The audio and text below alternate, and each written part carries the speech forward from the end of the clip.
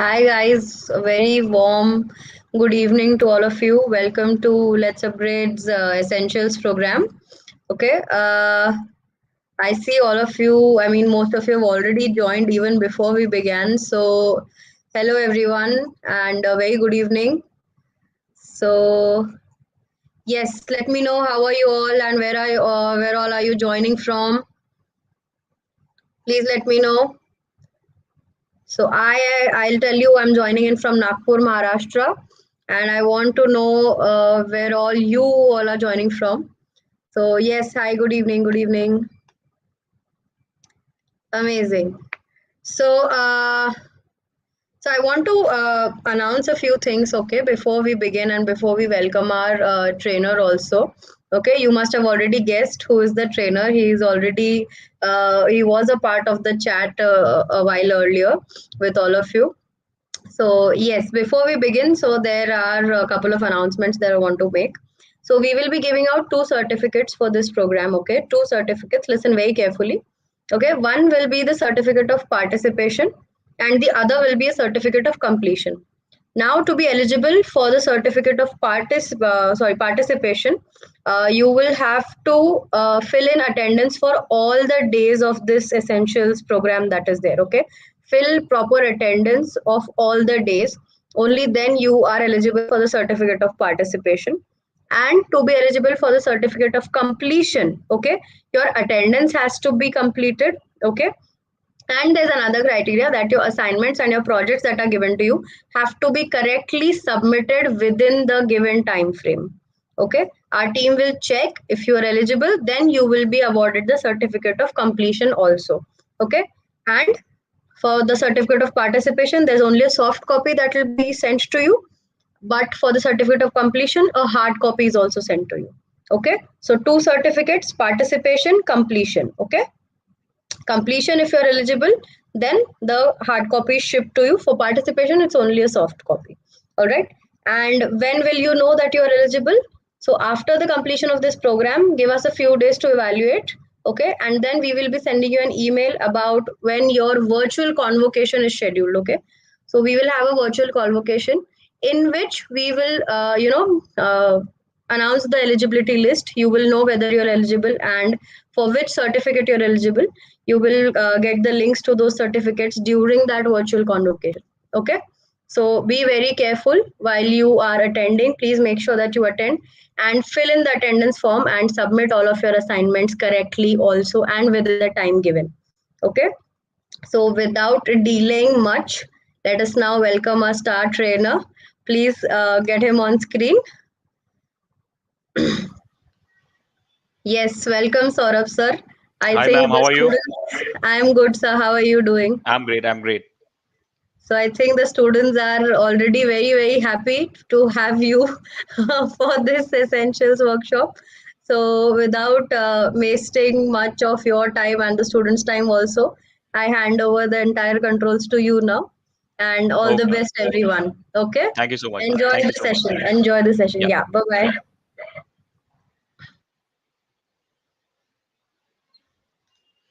Okay, I can see the chats now. So, hello, everyone. Hello, guys. Good evening to all of you, and welcome. And I can see a lot of familiar names. So, welcome back for you guys to this amazing session. So, we're gonna have now again. I think a lot of people are asking about how many days this session will go. So, this session will again go for 3 days. And again, I welcome all of you to this 3 days web design session where we're gonna learn about responsiveness. Okay, so this is, as you have already seen in the title, it's build responsive website zero to hero. So basically, in the next 3 days, we are going to learn all about how to make your websites responsive, what is the meaning of responsiveness, and how to make your website responsive by just using CSS. So this particular course is going to be of 3 days. Okay. So good evening, everyone. Good evening, Sai, Apeksha, Karthi, Vivek, Zakir, Ankita. Good evening, everyone, and welcome back to my course. Welcome back to my essential session. And here now, from for the next 3 days, we are going to learn all about responsive web design and everything. Okay, and we are also going to make a really cool project at the end. So on the last day, we are also going to make a really cool project. And just a second, let me adjust my mic. Okay. So everyone, please tell me, guys, are we excited for this course? Everyone, come on, tell me. I can see all your chats now. Are we excited? Everyone, because we're going to see how to make your sites responsive using css. We're going to see how to make responsive navigations. We're going to see how to make responsive cards. And at the end, we'll also create a site which will be really like good looking for desktop and also for the mobile phone. So we're going to learn all about responsive web designing just by using css without using any frameworks. We are going to use only css. That's it. Okay, I'm great. I can see a lot of people asking me. I'm really great, guys. I'm really great, and I'm really happy to teach you again today. Okay, fine. And I saw a lot of people asking about what is the prerequisite of this course. So the prerequisites are only HTML and CSS. So just the basics of HTML and CSS are enough. So if you know basic HTML, like if you know how to create divs, if you know how to create tables and forms, that's enough. If you know how to like apply CSS, if you know about IDs and classes, that's enough. That is the only thing you need for this course, because we're going to do everything by just using HTML and CSS. Sir, you will be teaching something new or again basic? Again basic, because it's an essential course, right? So we're again going to cover all the basics of responsiveness. Is that clear? Shreyans is asking me to please use JavaScript. Shreyans, we don't need JavaScript here. So basically, we're going to perform responsiveness. So we don't need JavaScript. But yes, at the end, in the responsive navigation part, I'm going to use a little bit of JavaScript. So wait for that. We're going to use JavaScript at the end of the session. But right now, Shreyans, we don't need JavaScript. But don't worry, in future, after this session, we're also planning for a JS Essentials. And there we'll again start like everything like with the basics of JavaScript, right? We just had a JS Essential, I think 1 week back. So again, after this particular course, again after these 3 sessions, we're again going to have a JS Essentials, and then again we'll learn all about JS there. Okay. So if you know basics of HTML, if you know basics of CSS, then we are good to go. And if you don't know, not a problem at all. We have covered the basics of HTML and CSS just a week back on this same channel. So you can just go ahead and search for HTML and CSS essentials. You'll simply see my videos and you can just learn HTML and CSS in just 2 hours from there. And after that, you can again come back and start here. Okay. So guys, let's simply move ahead now. Okay. So first of all, the thing that we always do, let's do that. Let's open a notepad first thing, and let's try to understand what are we going to learn. And for that, first of all, let me also increase my font size a little bit. Okay, so let me just increase my font size, and here we go. Okay, now today we are simply going to learn about something called as responsiveness of websites. Okay, so let's just take a 2 minutes. Let's try to understand what actually responsiveness is, how it works, and then we can directly move ahead, because we have already covered basics of HTML and CSS few days back, right? So you already know what is HTML, what is CSS, and how to write it, basically what are classes and IDs. So we are directly going to use all of it. Okay, so now let's move ahead and let's try to understand what exactly is this. What is responsiveness of a website? Okay, so now, have you ever seen, like, when you open a website, right? When you go ahead and let's say you open Facebook on a desktop, you see all of your things arranged, right? You see all of your things arranged. Like, for example, let me actually open it because I want to show it to you. So let me get a browser page here and let's open some site like flipkart.com. Okay. Now this is my go-to site. I always open this because I like the design. It's very basic and clean. Okay. So you can see all the elements arranged. You have a nav bar, then inside that you have the logo, you have your search box, the login button, then you have a really good looking slider here, a carousel. Then after that, you have the list of products, the main products, the deal of the day products, all of that. So you can see all the things here are arranged like for a proper desktop. So you open it in a desktop or a laptop and it will look like this, and it looks great, right? But when you open the same site in a mobile, when you just go in your mobile phone and write flipkart.com and you open the same site, you can see that there things are arranged completely differently, because your mobile screen is small. You cannot see something like this directly. Here I can see everything at once because it's a bigger screen. But when you open this in a mobile phone, it will not look that great, because if I open it like this, it will not look that great. So you have seen that Flipkart arranges all the elements in such a way that it also looks good in mobile phone. For example, let me open it for mobile phone. So I'll just click on inspect. Okay. So once you click on inspect, just click here. See this tab in the browser, see this? Just click here. And now here you can actually select any mobile phone. So let me just select like Pixel to XL. See, right now it's not looking that great because everything has become small. I cannot read my fonts and everything. Refresh your page and see. Here you go. Now all the elements are arranged according to a mobile phone. You can see now the categories thing is like this. Okay, you can see everything is arranged. The form comes like this. You can see the slider has become small. You can see the header has become small. The products are now arranged in a 2-2 format. Previously 5 products were in one line. Now you can see there are only 2 products in one line, right? So this is what you call as a responsiveness of a website or a web page. So what happened here is we had the same details on a desktop, but it was designed in a different way. Things were arranged in a different way. And when you open the same site in a mobile phone, it looks different. Things are arranged differently. Things are designed differently. Things are aligned differently. They have different sizes. They have become small, right? So that is what you call as a responsiveness of a website. When a site, the same site looks different in a desktop and looks different in a mobile phone. That means it is responding to the device size and changing itself. That is what you call as a responsiveness of a website. When the website understood that now we are opening it in a mobile phone, it understood that and changed all its design, changed the height, width, changed the alignment, changed the sizing, changed the, maybe sometimes they also change colors. Some things are removed, some things are added, like this button, all categories button. It was not there in desktop, but now it's there in mobile phone because it's required, because I cannot show all the categories like that. I have to click and show, right? So some things maybe get removed, some things are added, so like that. So website understands that now I'm opening in a mobile phone, I have to change myself, I have to change some things, I have to increase the font size a little bit so that everyone can see it. So that is what you call as a responsiveness of a website. And this is what we're going to learn, how to make a web page adjust according to the device size. So my web page will understand that, oh, okay, fine. If I'm opening in a desktop, I have to look different. If I'm opening in a mobile phone, I have to change few things. So that's what we're going to do. How to make a web page responsive so that the user of your website is like, so that basically your website looks good in all the devices, right? In mobile phone, in tablet, in desktop, wherever the person, whenever, like wherever the users open it, it will simply look good. Is that clear, everyone? Guys, that's simply what is responsiveness. That's it, nothing else. That's it. So everyone, are we clear with the concept? And now we're going to learn how to do this, how to tell your elements to adjust according to the device size. Now we're going to learn this, how to tell your elements to adjust, or how to write that code that your elements will adjust. Element will become smaller or greater depending on the device size. This is what we have to learn. Okay, that is what you call as a responsiveness of websites. Is that clear, everyone? Are we cleared, guys? Please tell me. I want everyone to answer. Are we cleared? What is responsiveness? Your device responds, right? Sorry, your site responds to the device, understands what kind of device it is and how I have to deal with it, what kind of changes I have to do here.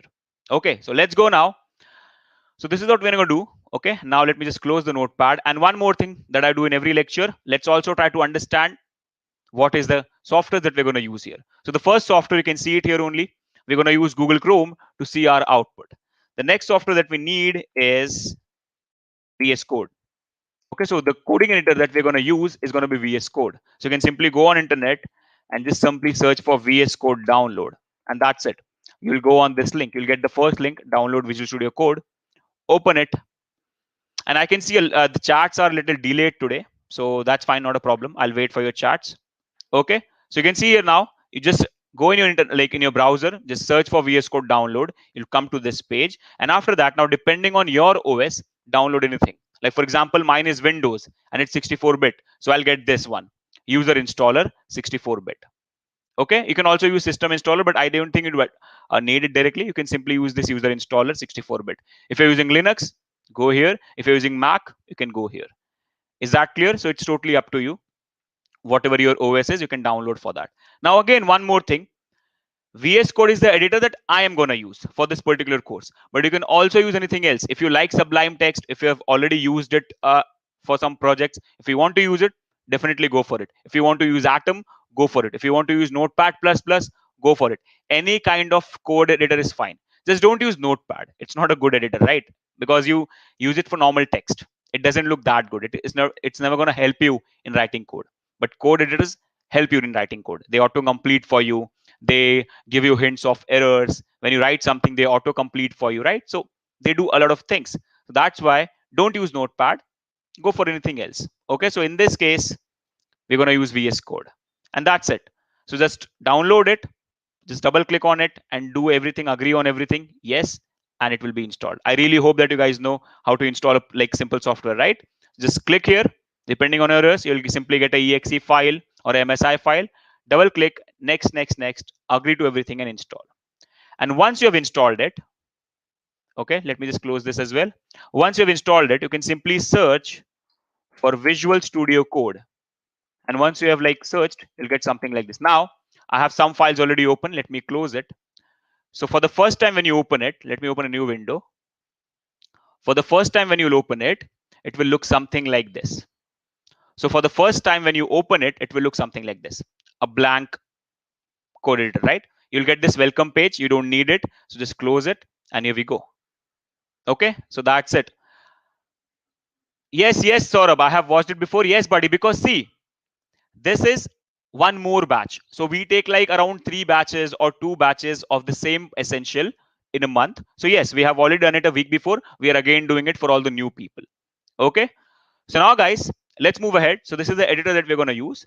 Now then, let's go ahead and create a folder where we will keep all our files. So whatever we're going to create, I'm going to keep in that folder. One more thing, guys, the registration link for this course is in the chat. Okay. The registration link of the course is in the chat. Please go ahead and register it. Why? So that whatever files I create here, whatever assignments I give it to you, all that can be mailed to you. So please, please, please go ahead and register for the course. So the link is in the chat. Register for the course so that whatever I create here, whatever files I create here, whatever things I do here, whatever assignments I give, all that things can be mailed to you. Is that clear, everyone? Now then, let's go ahead and let's open our VS Code. Okay, yeah, forgot. We have to create a folder, right? So let's go and create a folder. So you can name it anything. So let me name it like uh, RES ESS. That is responsiveness essentials. You can name it anything. It's totally up to you. Now, what I want to do is I want to open that folder in my VS Code so that we can directly create files in that folder. Okay.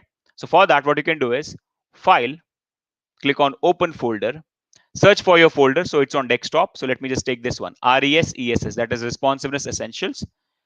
Select the folder and here we go. Now the folder is open and let me just zoom it for you a little bit. I hope you can see it now. So now the folder is opened here. So it's the same folder. That means whatever you create here will be created for that folder only. It's just a shortcut of that folder. Okay. So whatever you create here, whatever you do here will be maintained in your normal folder. Okay. So don't worry about it. It's just, so for all the new people who are using a code editor for the first time, don't worry. It's just a shortcut of that folder. You have just opened the same folder in the VS Code. So whatever you do here directly, it will be done in that folder. Never think that whatever you do here, it will not be present in your actual folder. No, that's not the case. No, you don't have to register again. Guys, if you have already registered for this particular course, you don't have to register again. Don't worry about it.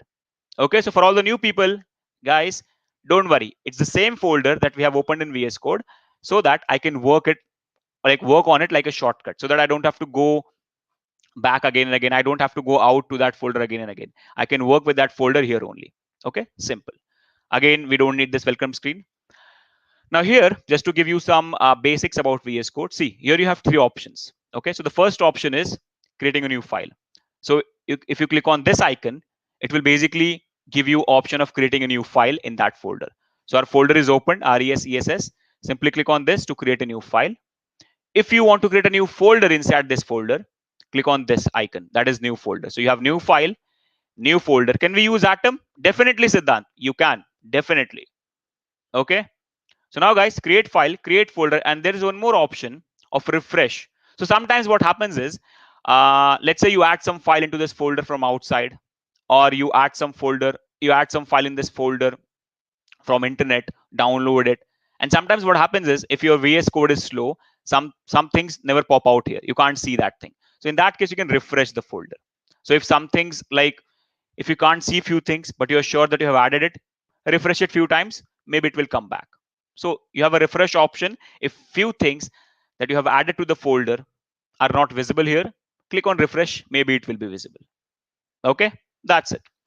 So now you're never going to use this option again and again. Sometimes it is used. Sometimes when some problem occurs, like you download some resource, you download some file from internet, and you put it in this folder.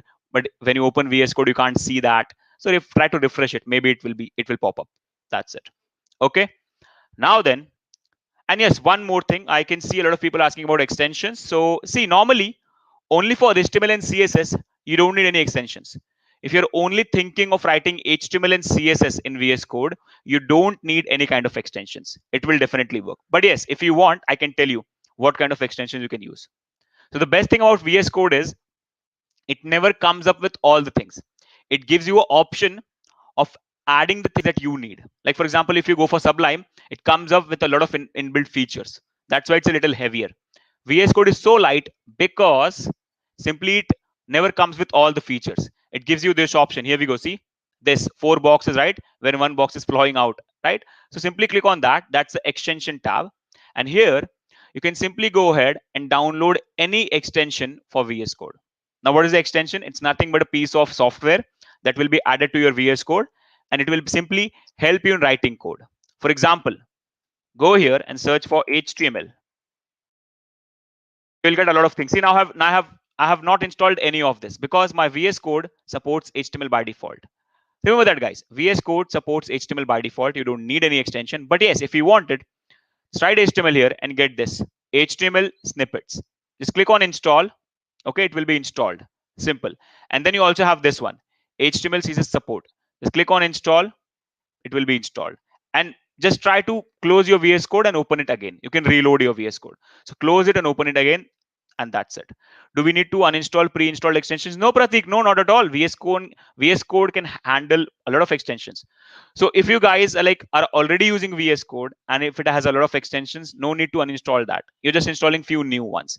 But now, as I'm saying you, for HTML and CSS, you don't need any extensions. But yes, if you want, you can simply go in extensions tab, search HTML, and just install these two extensions. So basically, a help for HTML and CSS will be added in your VS Code, and it will help you to write HTML and CSS in a better way. That's it. But basically, you don't need it.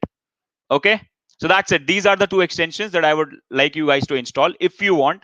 Otherwise, VS Code supports HTML and CSS because those are the two basic languages, right? And that's it. That's all. After installing, once installation is done, reload your VS Code, open it and close it and open it and sort it. Done. Now then, let's get back. Okay. And now we can create our files and folders. Okay, everyone. So now the setup is done. Now we have the browser. Now we have the VS Code, and this was just basics. These were just basics. Now we can move ahead and let's go. And yes, I saw a lot of people asking about, are we going to learn media queries? Yes, obviously we are going to learn about media queries. So if you guys know what is media queries, don't worry. We're going to learn that. Okay. We are going to learn media queries. And yes, Vinayak, yes, live server is a good option. But yeah, in this case, I'm not installing it because normally I always like to create my own files and then run it by myself. I personally don't use live server a lot. But yes, guys, if you guys want, you can go here and you can, if you want, you can download one more extension called live server. It will basically help you to run your page on a server, and whenever you change something, it will refresh your page automatically. But normally I don't use it, but if you want, you can definitely use it. Live server, right? But personally, I don't like to use it, so you can also follow my path if you want. Okay, because I'm always confirmed that I'm saving my files, right? So I personally don't use it. If you want, you can definitely go for it, but it's not needed. Live server is not mandatory thing. It's totally optional. If you want, you can use it. It's never going to help you in writing code or like that. It's simply going to help you running things that you can also do by yourself manually. You don't need it. It's not mandatory. If you want, you can install it. Okay, so now we are done with basics. So let's simply go ahead and let's learn the important things that we are here for. Okay, guys. So let's go. And first of all, let's create a simple HTML file. Okay. So name it anything, whatever you want. So I'm going to name it let's say first.html. Okay. And let me write the basic HTML code. So doc type HTML. Then I have my HTML. Guys, please confirm me. Can you guys see my font size, everyone? Everyone, can you guys see my font size? Please tell me. Can you guys see this font size? Everyone, please tell me. Or should I increase it a little more? Let me just increase a little more so that if some people are like watching in mobile phones, they will also look at it. Okay, now guys, fine. Let me just prepare the basic HTML first. So title, okay, and inside, okay, spelling mistake. Title, inside the title, let me just write responsive web design. That's cool. And also, I'm going to create one more file. That means a CSS file. Okay, so let's go and let's also name it first.css, where we're actually going to write our CSS. So first.css. That's it. Now, the first thing is we have to link our CSS to our HTML, right? So let's go write link. And inside that, let me simply write first.css. And that's it. We have also linked our CSS file. So now our HTML file is ready and our CSS file is ready. And for all the people who don't know anything about HTML and CSS, I would suggest you guys to just search for HTML and CSS essentials in the same channel. You'll get my videos. Just go there and you can just take 2 hours and learn everything about HTML and CSS. You can learn all the basics. Is that clear, everyone? So no, not a problem at all. If you don't know anything about HTML and CSS, please search for HTML CSS essential and just learn it in 2 hours, and you can come back and watch all of this thing, because for this thing we need HTML and CSS. Okay, so now guys, we are ready with our HTML and we are ready with our CSS page. Okay, let me just write the basic CSS. That is, I want all the margin to be 0, so margin 0 pixel, and then padding also 0 pixel. That's it. Now can move ahead. So let's go. Let's run this file. So right click. Now this is normally what I do when I work with normal HTML. Right click, copy the path. Remember guys, right click on your file, HTML file, copy the path. And now you can go in your favorite browser. So let me open a browser window. And here we go. Now we have a really good looking web page. That is nothing. It's just a white page, right? So not a problem. Now we're going to go ahead and we're going to create a lot of things and we'll see how to make all of them responsive. I can see a lot of people are saying screen not clear. I feel it is clear because I'm also watching on YouTube, Nitin. So I think there might be some internet issues at your place. You can do one thing, increase the quality in YouTube. Okay, Nitin? If the screen is not clear, increase the quality in YouTube. Maybe it will be cleared, or just wait for some time. Maybe after some time, internet will be like normal, then it will be clear. But I am also watching it on YouTube and it's clear, buddy. So I feel it's the internet issue. So not a problem. Just wait for some time. Okay. Now, guys, let's move ahead. Okay. So for that, first of all, let me create a simple element. Okay. So let me just create a div. Let's give it a class of, let's say, container. Okay. Let me give a class of container. Now let's write some CSS for it. So dot container. Let's give it a height of, let's say, 400 pixels. And let's give it a width of around 700 pixels, or maybe 900 pixels, something like that. Okay. And let's also give it a background color of red for now, just to see it. Okay. Now let's go here. Now you can see I have a simple element that is basically 400 pixel in height and 900 pixel in width. Now let me increase a little more. Let me say it is around 1500 pixels. Okay. So it's something like this. Now let's try to understand the first important thing in responsiveness. Right. Now, the first rule says that, like, the first rule or the first point in responsiveness is never give your width, or almost avoid giving width in pixels. Avoid giving your width in pixels. Why? Let's see that as well. So inspect, click on inspect, and let me again switch this. Now it will look like this normally. Now see guys, the problem is when I pull my screen down, that means when I make my screen smaller. So let's make the browser smaller. Sir, please increase font size. Okay, let me just do it one more. But if I like go bigger than this, then it will look really bad. Then I'll be unable to see every font properly. But I hope now it's fine, right? It's like I can only see like 10 lines in one screen now. Okay. Now guys, see the problem with pixels. Okay. So now I have a width of 1500 pixels. Everyone please focus. Now, if I make my screen smaller, you can see now I get a scroll bar here. You can see now I get a scroll bar. That means pixels never change depending on the screen size. Now I have decreased my screen size, but you can see the element still remains the same size. That's why I get this scroll bar in the bottom, because my element is still going to be 1500 pixels. That means whatever you give in pixels is definitely fixed. It's not going to change depending on the screen size. So that's a problem with pixels. That's like one disadvantage of pixel. But it's not like that you're never going to use pixels. You're still going to use pixels. But avoid giving width in pixels. Okay. So what you can do then? What can you do? So what you can do is you can try and give width in something called as percentages. Like this. Let's say we say 100%. You can try and give width in percentage. Instead of pixels, we can go for percentage. And the best part about percentage is, see now, I have given it 100%. So I have given the container a width of 100%. So whenever you give width in percentage, that basically means I'm going to take width depending on my parent. Remember, guys, whenever you give width in percentage, that basically means the element is going to take width depending on the parent. Now, if you see here, who is the parent of container? Body. And body is by default full width, right? So basically, if I give container a width of 100%, whatever is body's width, I'll take that much width. Now, let's see. Let's see if it is actually happening. So now, right now, width is, body is 100%. So container is also 100%. Full width. Perfect. Now, if I make my screen smaller, you can see body becomes smaller. And if the body is becoming smaller, the red element is also becoming smaller. You can see now there is no scroll bar, right? That's perfect. That means now if you like make your screen small, the element is also going small because you're making your screen small. So body is becoming small. And if the body is becoming small, the element is also becoming small because whenever you give width in percentage, the width depends on the parent. So if parent is big, I'm also going to grow. If parent becomes small, I'm also going to go small because I'm the percentage of my parent, right? I'm simply the percentage of my parent. So if you give me a width of 50%, that means I am 50% of my parent.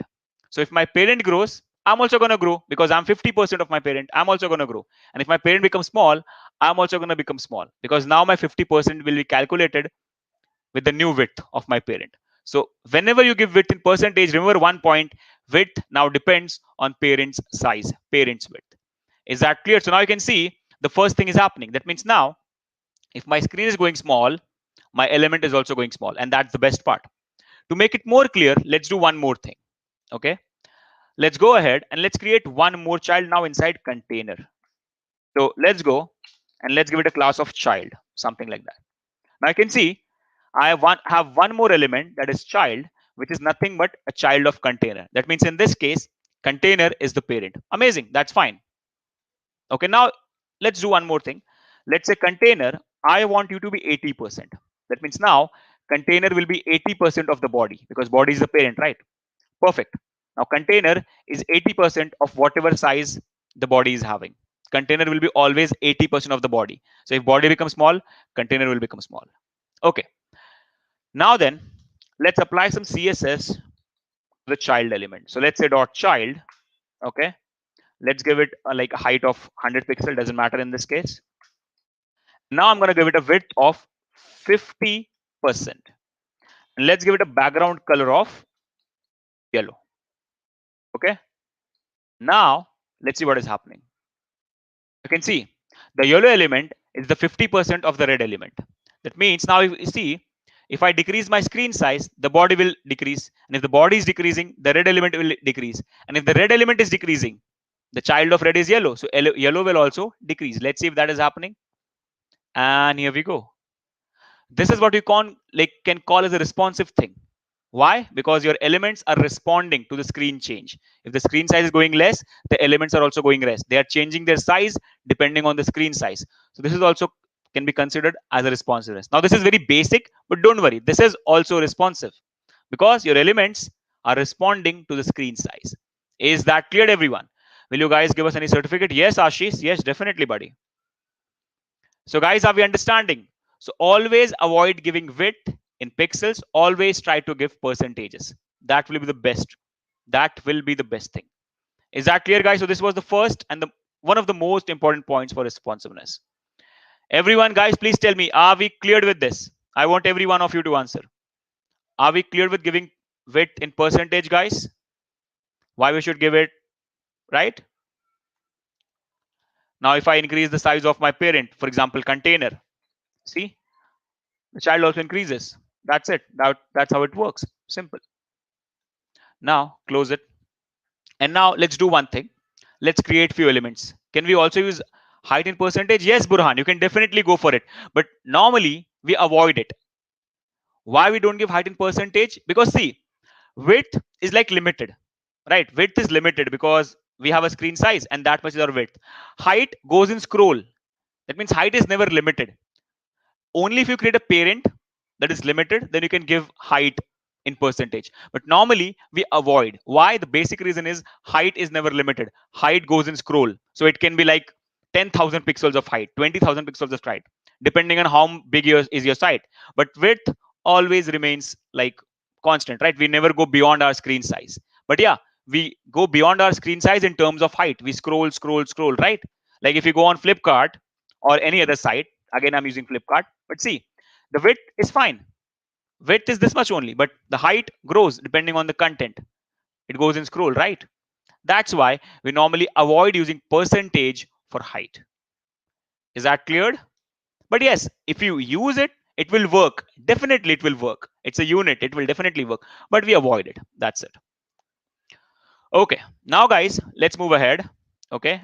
And now what I'm going to do is I'm going to create few more childs. Okay. So let's go and let's give it a class of card because I want to show you something. I really want to show you something. Okay. And let me just close this sidebar. So guys, see, if you want to close this sidebar in VS Code, the shortcut is Control B. So just use Control B. That sidebar goes away so that you can see more code in your screen, right? And if you want it back, again Control B, or you can also click here. It's also fine. Okay, perfect. Now, guys, please focus, everyone. Now, I'm also going to ask a few basic questions about CSS. Okay, I'm going to create 3 cards. I really hope that everyone knows that basic things, but I'm still going to ask it. Okay. So now I have 3 basic cards. Height, pixel, or percentage. I always like see mostly 95% of the times height will be in pixels. Sometimes, depending on the need, we also give it in percentage, but mostly in pixels. Okay. For pages, kind of Excel spreadsheet, width and height will be expanded. Yes. Why not, Vaishnavi? Yes, definitely. Definitely in that cases, yeah. Now it again depends, right? It depends on the kind of site you're making, right, Vaishnavi? Okay. Now, guys, let's move ahead. Now we don't have a child element, so let's remove it. Now we have card. So let's go. And you can see we have 3 card elements. You can see we have 3 card elements, right? Now, guys, I want everyone to focus because we're going to learn something really, really new. So I want every one of you to focus. Okay. Now I write dot card. Okay. So dot card, let's give it a height of around 300 pixels and width of around, let's say 30%. And also let's create 4, not 3. Let's create 4 cards. Okay. So width 25% or maybe 22%. A lot of people asking me why I'm not using live server. It's fine. It's totally like a personal choice. I personally don't prefer using live server. That's why. If you guys want, you can definitely go for it. So because see, live server is not a mandate. It's not a mandatory thing, right? That you need. Otherwise, it will not work. No. So personally, I don't use live server. That's it. That's the whole reason, Prathamesh. Okay. Now, guys, let's see. And yes, also let's give it a background color. So background color of, let's say we give it gray. So now we have 4 cards. If you see, we have 4 cards, but you can see all the 4 cards are going in vertical direction. They are not going in horizontal direction. Now I want the answer of this from you guys. Why all your 4 divs are going in vertical direction and not in horizontal direction? Come on, guys, tell me. Everyone, I want everyone to answer. Guys, come on, tell me why all our elements are going in vertical direction. Can you guys tell me that? I'm waiting for answers. Now I'll wait for the answers. I want all of you to answer. Whatever you know, not a problem. I'll explain you if you're wrong. Don't worry. But right now, whatever you know, give me the answer. I want to hear like what do you guys know about it? Why all my elements, div elements, are going in vertical direction? Exactly. Shivam, it's not block scoped, it's only block. Block scoped is something else. It's only block. Okay. Yes, because your divs are block elements and by default they go in vertical direction because their right margin takes up the whole space. But not a problem. This is div only because they are block elements. This is only because they are block elements. So what we can do is we can convert them. We can convert them to an inline block element, or we can also go for what? Flex boxing. So the easiest here will be to go for flex boxing. So let's go. Okay. Or for now, let's go for inline block. Tomorrow we can go for flex boxing. Not a problem at all. For now, let's simply go for normal inline block. So now all my card elements are basically a block element, and I don't want them to be block element because of that they're going in vertical direction. So now I'll go here and I'll tell them, fine guys, I want you to become inline block elements. I want all of you to become what? Inline block elements. That means now you'll follow the inline arrangement and you'll still be block elements. So now you'll be combination of inline and block. So for arrangement, you'll follow inline logic, and for height and width, you'll follow the block logic. So by default, they are block elements. I converted into inline block elements. Let's see now. And here we go. Now all the elements are arranged perfectly in a horizontal order. And that's what I wanted. Okay. So by default, your divs are block. They go in vertical direction. I convert them to become inline block. Simple. Are block elements and flex box same? Nope. No. You basically, yes, you can see. First of all, block and flex are not same. They are different. Flexing is a way of arranging your elements. So it's different. It's different. Is that cleared? Anish. Okay. So now guys, you can see now my elements are inline block elements. So they have arranged perfectly, and this is what I wanted. And now what I'm going to do is I'm also going to make my container an inline block so that in future also there is no problem. So I'm also going to make my container an inline block element, and that's fine. That's fine. Nothing will happen in this case, but I'm just making it future proof. Now, let's say, now see, let's move ahead and let's see what is happening here.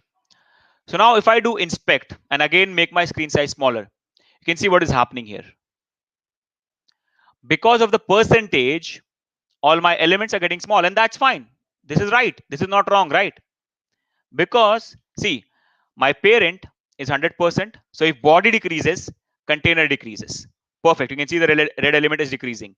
And if the red element is decreasing, the card is basically 22%. That means I am 22% of my parent.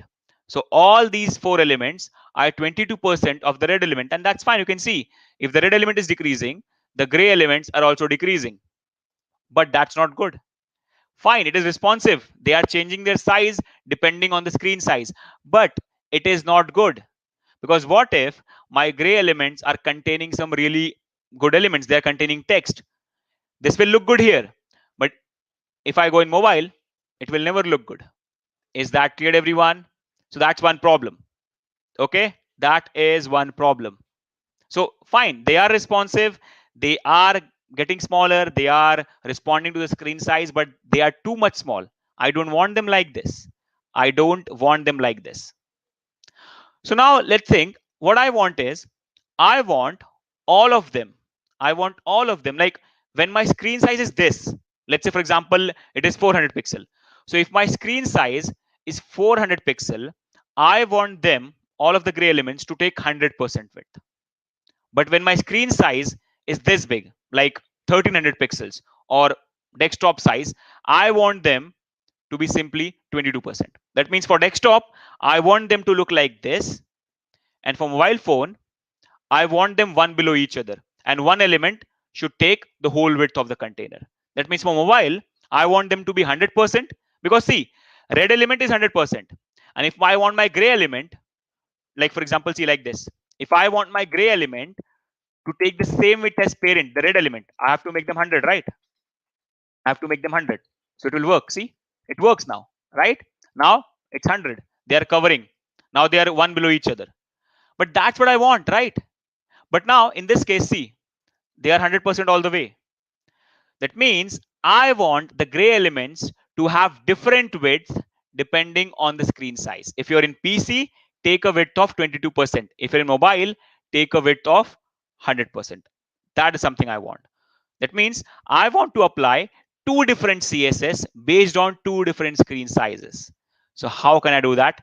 That is what we're going to learn now. How to tell your CSS that you have to apply on this screen size, you have to apply on this particular screen size. Is that clear, everyone? Guys, are we understanding the concept here? Please tell me, everyone. Are we understanding what I'm trying to like make you understand? Are you guys understanding that? Please, everyone, tell me. I want everyone to answer. So after that, I can again explain if there is any problem. So are you guys understanding the basic points? I want guys understanding the problem here. Everyone, I want everyone to answer again.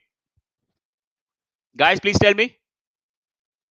You got the problem right? That means I need to give this element, this card element, two different widths depending on two different screen sizes. So how can I do that? And for that, in CSS, we have something called as media queries. And this is where the part of responsiveness comes into play. Now, this is what we're going to learn. Media queries in CSS. So whenever you go for like CSS responsiveness, media queries is the best thing always. Okay. So now let's move ahead and let's see how to actually write media queries. And it's really simple. It's really, really simple. If you have like not understood it anytime, not a problem. Now you're going to understand it. It's really simple. Okay. So let's see what is media query. So what you basically do is you write this @media. So it's like a special keyword in CSS @media. And then here specify a width like max width of 420 pixels, something like this, or maybe 400. It doesn't matter, 420 in this case. And then you open a block like a body. Now, what it means is whenever now see media means device, simple. Media here means device. Okay, so now what it says is whenever the device max width is 420 pixels, that means minimum can be anything. So in this case minimum will be 0 because you cannot go below 0, right? So I don't care about the minimum right now, I only care about the maximum. So whenever your device is max width is 420 pixel, I want to apply the CSS that I write here. So for example, if I write dot card background color blue, so this CSS will be applied if your media size or the screen size is 420 pixel, maximum 420 pixel, minimum 0, but maximum 420 pixel. If it is above 420, I don't care. But if it is 420 or less than 420, I want this CSS to apply. Simple. So you simply specify, okay, if my media size, that means my device size or screen size, has a max width of 420 pixel, all the things that I write here are going to apply. That's it. Sorted. Simple. Is that clear, everyone? Now, to check it, let's save and see. Now, see, normally they are not blue, they are gray. Now, let's go down. Let's make our screen size smaller. Currently, it's 1200, 1000, 858. Now, we are reaching 400, guys. So, now it is 461, 450, 438. And as soon as I reach, here we go. We are done. Is that cleared, everyone? Guys, are we clear? Please tell me. So as I reach 420, now see I have zoomed my page. So let me just zoom it out. Now it will perfectly work. See. So as I reach 420, it simply becomes this. Is that cleared, everyone? That's how you do it. Guys, are we cleared? So if I go 420 or below, it will simply become background color blue. If I go above 420, it will again become gray. So that's how it works. And that's how you write different CSS for different elements. That's how you can tell your elements that, okay, fine, take this CSS for mobile phone, take this CSS for tablet, take this CSS for desktop, take this CSS for bigger screens. That's how you do it. You simply write this. This is the line that is important. @media, whatever width you want to specify. That's it. That's it. And yes, if in case you want to give a range, like, okay, fine. Now see, when you give max width only, minimum is considered 0. And when you give min width only, maximum is considered infinite. So, and if you want, like, okay, fine, you don't want 0 to be considered as your min width, you can also do this. Like, simply max width 420, write and in between, and then write min width. Oh, sorry, not this. min width 300. So now this CSS will only work if your screen is in the range of 420 to 300. So you can also specify a range, max width and min width. Simple. It's simple. That's it. But normally I don't like I don't write min width. I my all the work is properly done in only max width because I write multiple media queries and I write it for different sizes. For example, you can also do this. Let's say it is media queries for mobile. Okay. Now I go on the top here. I go on the top here and I write media queries for tablet. So again, you can specify a screen size for that. So again, you can write at the rate media, whatever size you want. Don't worry about it. Okay. For now, we can give any size. So let's say, okay, not mix width, it's max width. So max width, anything like let's say 700 pixels. Okay. So let's say I'm considering my tablet to be 700. Now let's do this. Let's copy this. And let's say I want you to become yellow. Now, guys, what will happen? Initially, it will be gray. Okay. Initially, it will be gray. When I reach 700 or less than 700, it will be yellow. And as soon as I reach 420 or less than 420, it will turn to blue. So now it will be gray. I go down, it will become yellow. I go a lot more down, it will become blue. Simple. Okay. So now let's see. Refresh your page and let's see. Go down, go down, go down. And once we reach 700, here we go. Turns to yellow. And once we reach, here we go, it turns to blue. So now three different things happening for three different screen sizes. That is the power of media queries, everyone. And that's it. This is the only thing in media queries because other than this, it's CSS. This is the only line that you have to understand for media queries because after that, again, you're going to write CSS. That's it. After this, everything is CSS. So now let's do the thing that we actually want to do. So remove this, and again, make it 22%. So that again, it turns to normal, right? Like this. So again, it's 22. And guys, one more thing. Okay, one more thing. What I want is, I don't want to give any height to my parents. Why? Because if in future I increase the number of elements, I increase the number of cards, or my cards go in different arrangement. See, you can see that if I increase my card size, like let's say 700 pixels, you can see that the red element is not increasing. The parent is still the same size. So what I want is, I want my parent size to increase depending on the child size. Is that clear, everyone? I want my parent size to increase depending on the child size. So if my child increases or if my number of childs increase, I want the red element to become bigger. So what I want is, well, for that, what you can do is you can simply go ahead and remove the height. That's it. So when you remove the height becomes auto.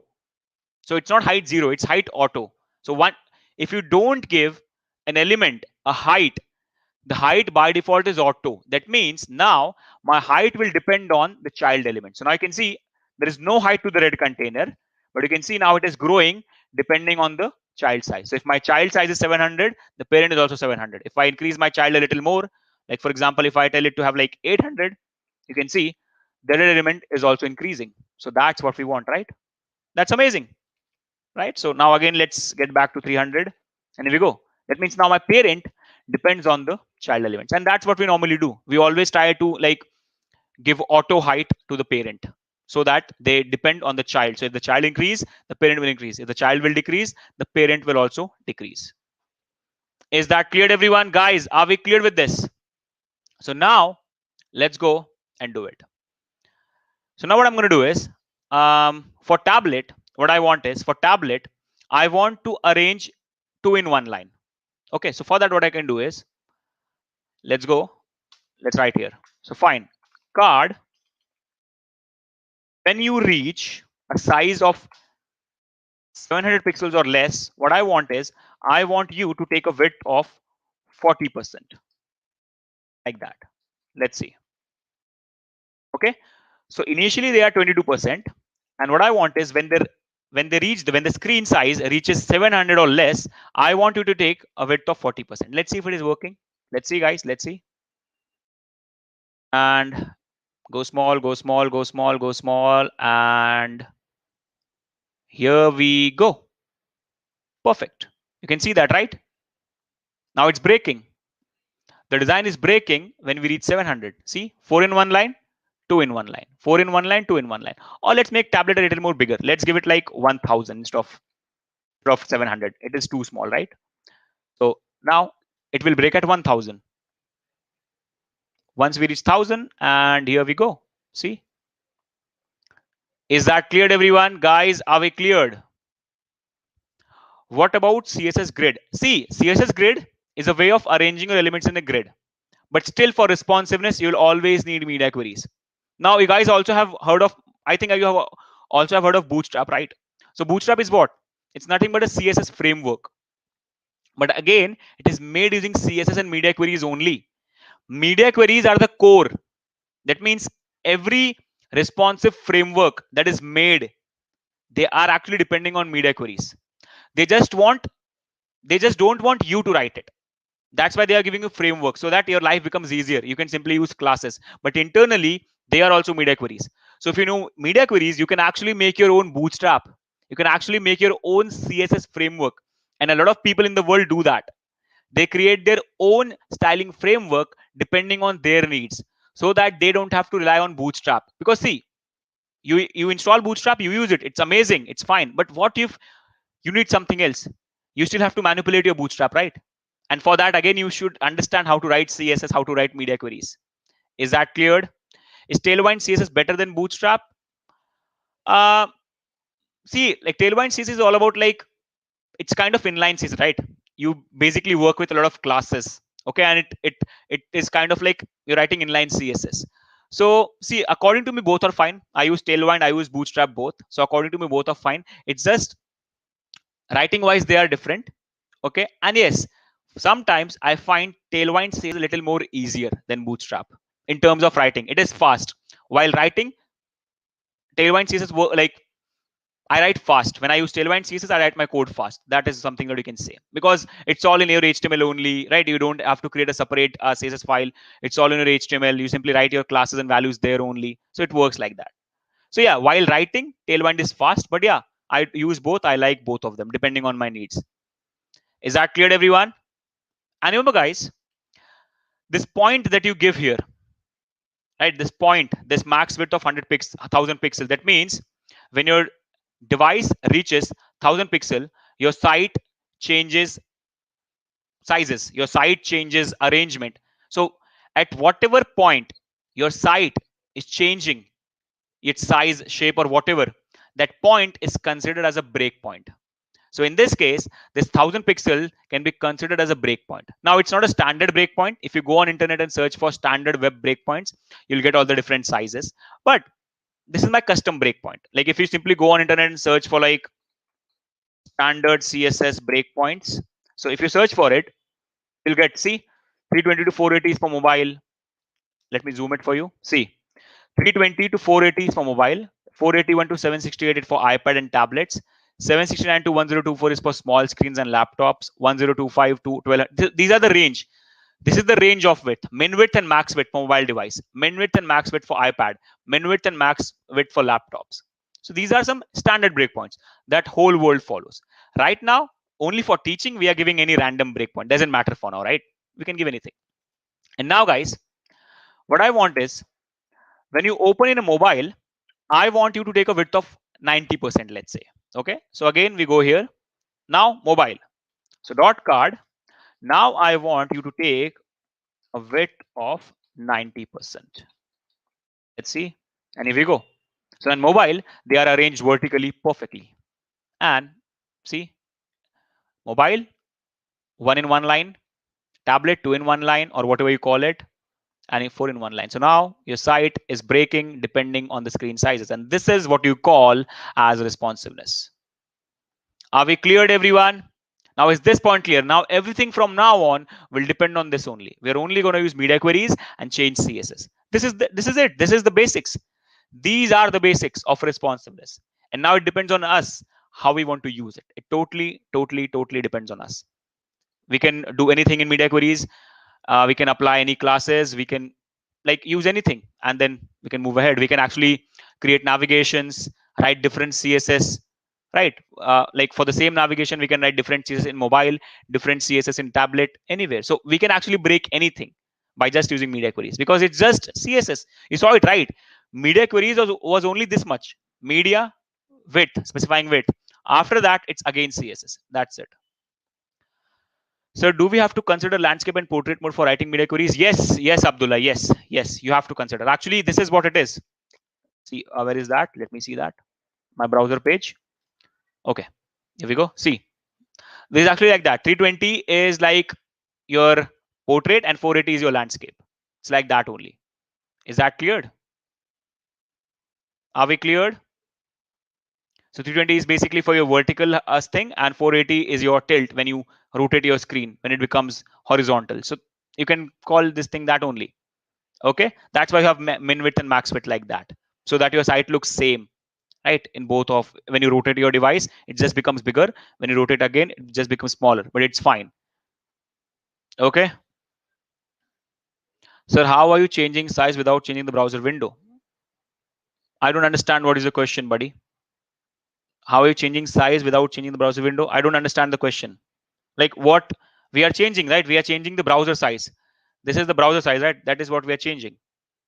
Sir, can't we make all the specifications for different devices under single media query?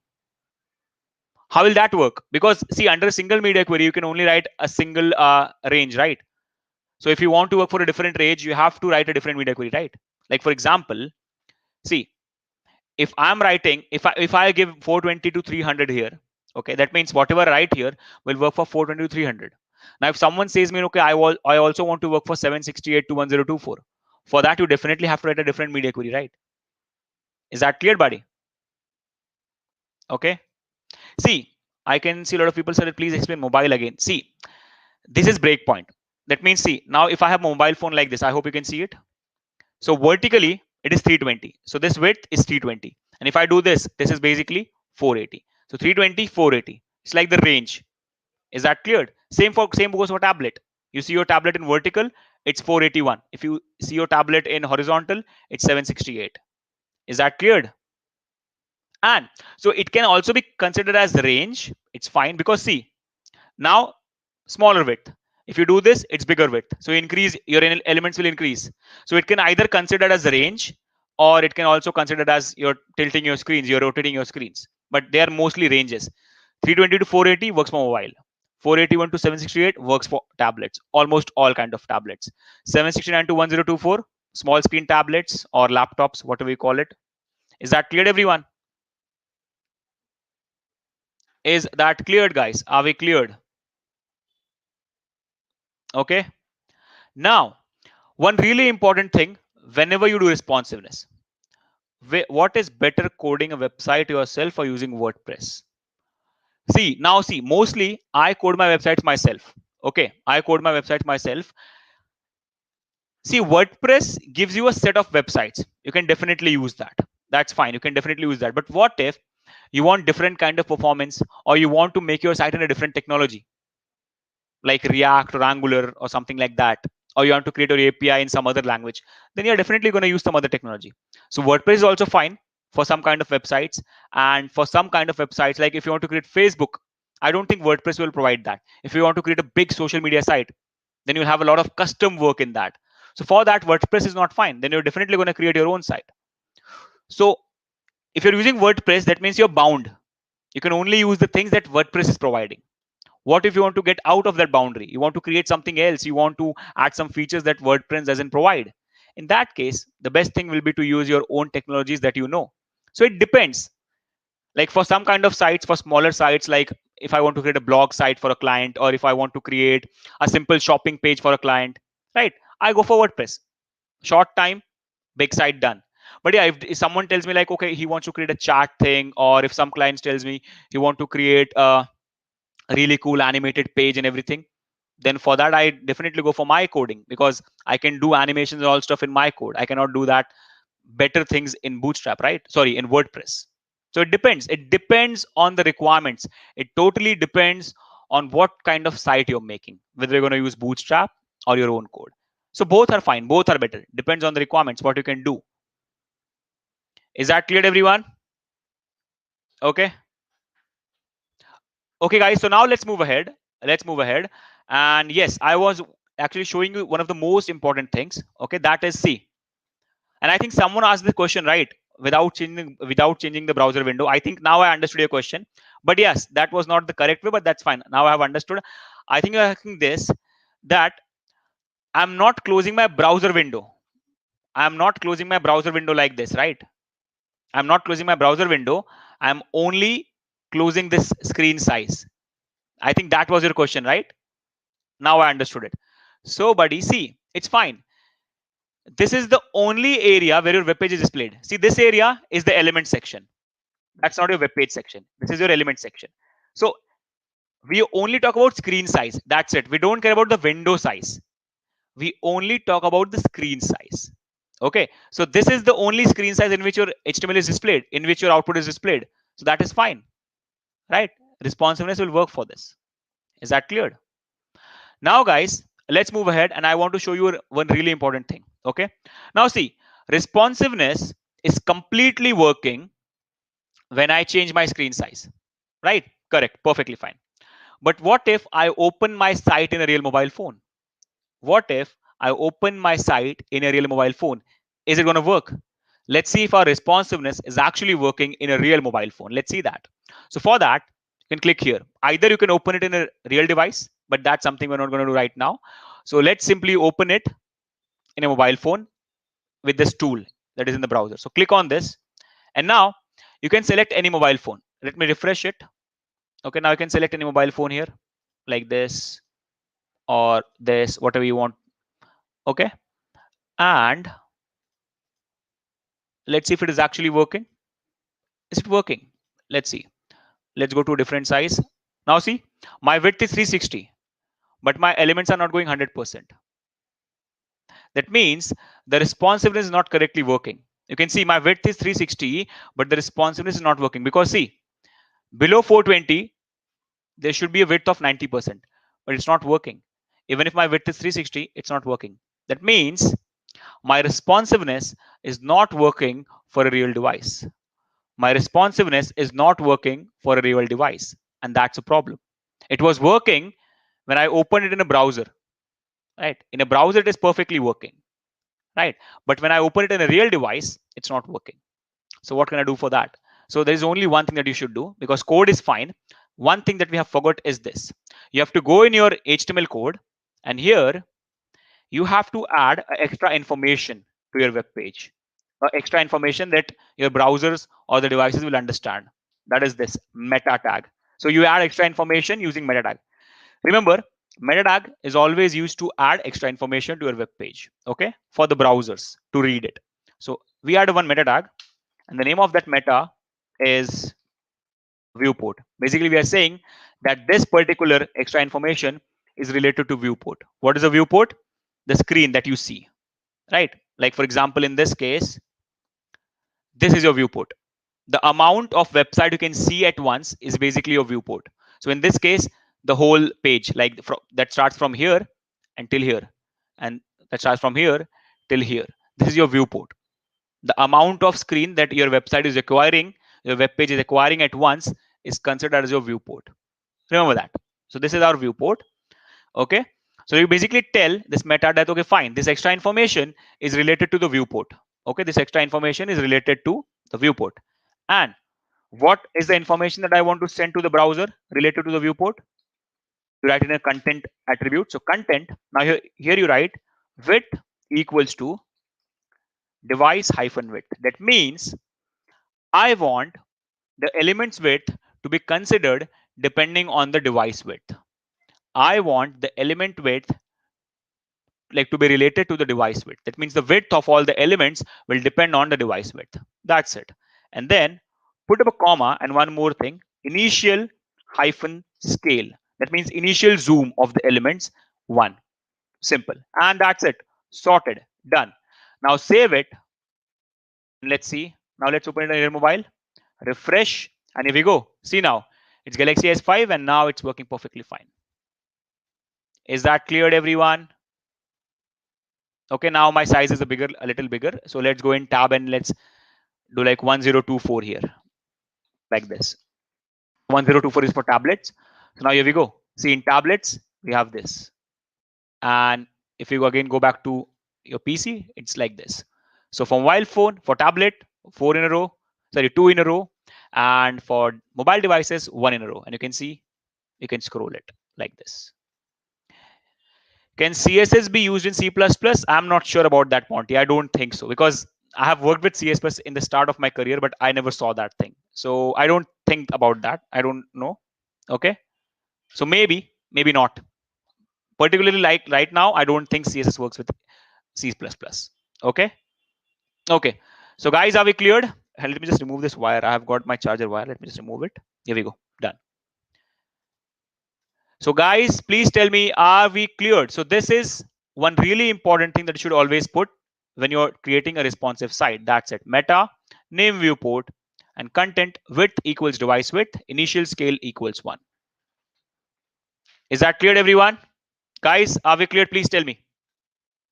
Everyone, I want all of you to answer. Are we cleared with the basics of responsiveness that we did today? Everyone, please tell me. All of you. Guys, I want every one of you to answer.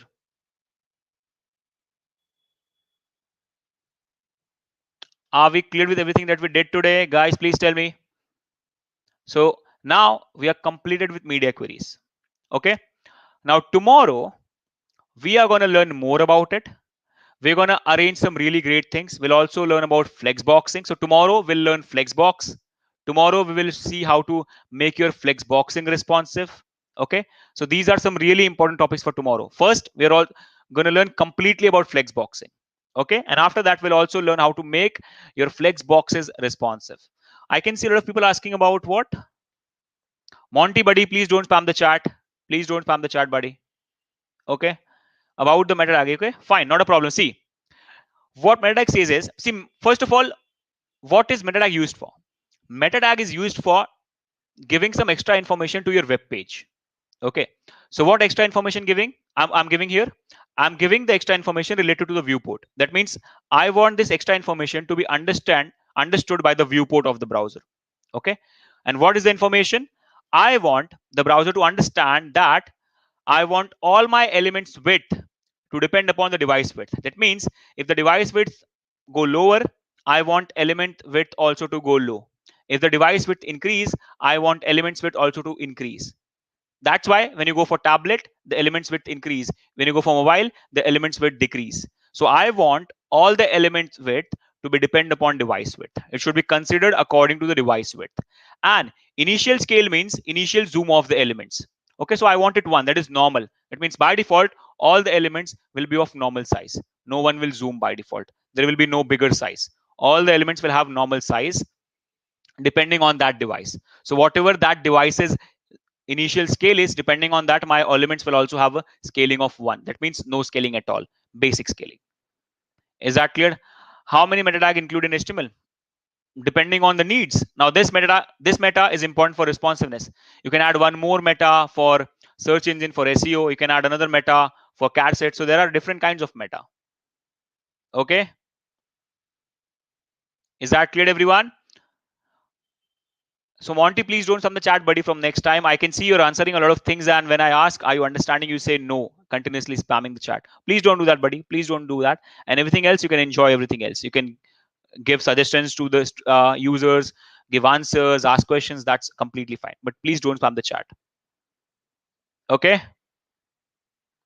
Is that clear, everyone? Height auto, Tunisha, it's simple. See, it's simple. If you see here, when I go to the output, you can see in desktop, my height is depend. Now see, basically when you give height auto to an element, that basically means now the height will depend on the child. Now see, if I go here, let me just do this, inspect. Okay.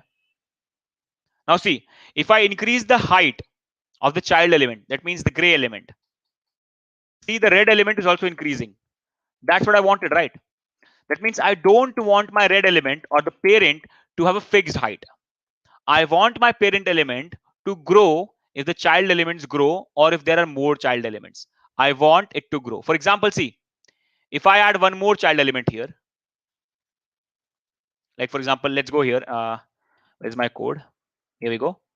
If I add one more element here, see, the parent grows. So that's how it works, right?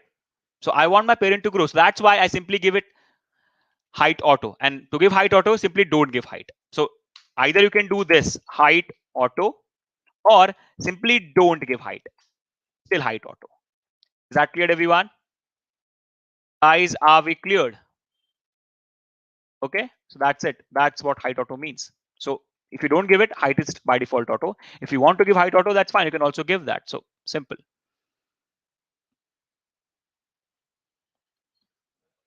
Sir, I have joined just now. I missed today's live lecture. What to do now? Don't worry, buddy. Don't worry, Vishesh. Just watch it again, because tomorrow we again have a session at 6 o'clock. And tomorrow we're going to learn all about flex boxing. And we're also going to learn about how to make your flex boxes responsive. And on the last day, we're going to create a really good looking web page, completely responsive for tablets and mobiles. Is that cleared? Okay.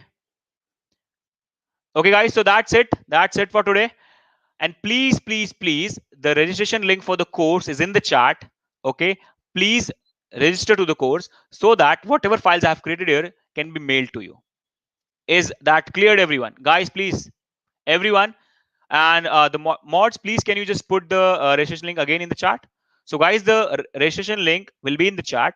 Okay, so please just click on that, register yourself, and all these files and all the assignment questions will be mailed to you.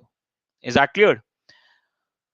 About the width of the cards, why is it not a equal number? If for example you change from mobile screen to tablet, why two cards are not divided to 50 but to 40? Because I have given 40. If you want to give 50, you can definitely give 50. Why not?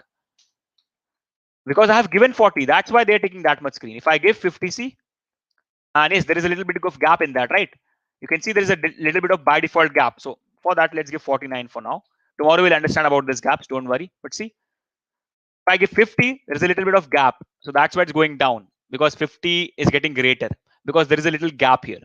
But see, if I give 49, it works. So it depends on the width. I have given it 40. That is why it is looking small, right? And don't worry, tomorrow we'll also learn how to remove these gaps if I don't want, how to remove the gaps and everything. So don't worry. Varuna Bansod, can you please put the registration link in the chat? Okay, guys. So now the registration link is in the chat. Please, please, please register to that, and then you will get all the files that I'm created here. What if we add margin in pixel of cards? In pixel of cards, that's fine. You can do that, Mohit. It works. It's fine. It's not wrong, Mohit. If you give margin, you know, if you know what margin does, it's fine. You can definitely give. Nothing will happen, right? Yes, if the gaps increase and if it is not adjusting in the parent, it will definitely go down, right? See, the whole width is 100%. If you try to go beyond 100, it will definitely go down. That's how they work, right? The whole this whole viewport width is 100%. So if I try to create elements that are going beyond 100%, so the other things will definitely go down, because it is inline block. They will definitely go down. Is that cleared? So if I go beyond 100, it will definitely go down. That's it. Okay, don't worry, because today's code will be shared. Today's code will be definitely shared. Don't worry about it. It does not fit, then probably because of the width, it's too small, right? Gideus, see, you can see here there's a little of gap here. Okay, so if I give 50, what happens is I have two elements in one line. So 50 makes 100, but there's also a little bit of gap. Like let's say if it is 0.3%, that means now my elements, now my row acquires a width of 100.3, 100.03. So because of this gap, the next element goes down. The next element simply goes down. If you want, you can remove this gap. You have to remove the gap. Now there are a lot of ways of removing this gap. Right now, this gap is also calculated in the width, in the whole size. Okay, so simply see what happens is if I give 50 here, what happens now? This is 50, then there's a 0.3% gap.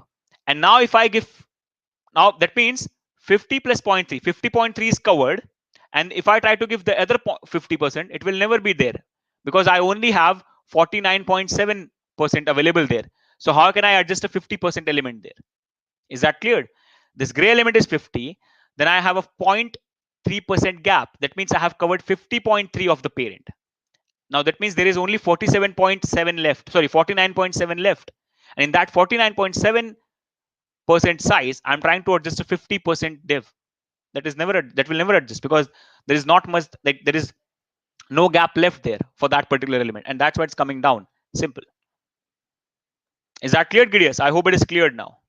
Okay. So 50 plus 0.3, 50.3. Left is 49.7. And the element that I want to adjust there is what? It's 50. I cannot adjust it in less size. Is that clear, everyone? So that's it, guys. That's it for today. Okay. So I really hope that you understood everything. I really hope that you enjoyed the session. So please, guys, let me know in the chat that did you enjoy the session or not? Everyone, I want every one of you to answer. Did you learn something? Did you enjoy the session? Please let me know in the chat. And again, tomorrow we'll come back at 6 and we'll learn about flex boxes, and we'll again learn about how to make flex boxes responsive. Okay. In the gap, the margin that the card has. Yes, that's the margin. Yes, GDS, that's the margin. So that's a size, right? Margin is just a fake size. So it's also a size that is taking something, right? So tomorrow we'll see how to remove these gaps and how to actually arrange elements horizontally properly. So tomorrow we'll again learn that, right? GDS. So we're going to do that tomorrow. Don't worry about it, buddy. Okay, guys. So now, please register to the course. All these things will be mailed to you, and the assignment question will be also mailed to you. So I want every one of you to register. I want every one of you to register. So the link will be in the chat. Go ahead, register, and all the files and the questions will be mailed to you. Assignment questions will be mailed, guys. Don't worry. Assignment question will be mailed. Okay. For everyone who is asking about assignment, the questions will be mailed. Okay, guys. So that's it. That's it for today. Thank you so much for understanding everything. Thank you so much for learning with me. And I really hope that you guys enjoyed it. And now I'll again see you tomorrow at 6. Okay, till then, bye-bye, everyone. Do the assignment. It will be available in 1 hour. So the files and the assignment will be there. Okay. So bye-bye, everyone. Good night. See you tomorrow at 6. I want every one of you to be there. Okay. So bye-bye. Good night. See you tomorrow.